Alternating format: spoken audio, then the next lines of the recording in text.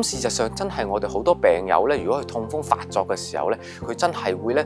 自己去揾啲消炎止痛藥嚟食嘅喎。咁但係我哋其實就唔建議咁樣做嘅，就因為咧事實上如果消炎止痛藥用得不當嘅話咧，就真係有機會咧影響到個胃啦，咁你會導致胃出血啦、胃潰瘍啦。咁另外啦，啲消炎止痛藥咧，亦都會咧導致腎嘅功能受損嘅喎。再者啦，如果個病友本身有啲心血管嘅問題嘅話咧，佢食呢啲消炎止痛藥咧，亦會增加咗啲心血管病出現嘅風險嘅。咁所以咧，我哋都係建議翻，如果病友真係痛風發作嘅話咧，或者懷疑自己痛風發作嘅話咧，都係應該咧揾醫生快快脆脆去處理翻。咁我哋醫生咧常用嚟處理急性痛風嘅方法咧，就包括咧我哋可以開一啲我哋所謂嘅叫做抽水先鹼嘅藥物啦。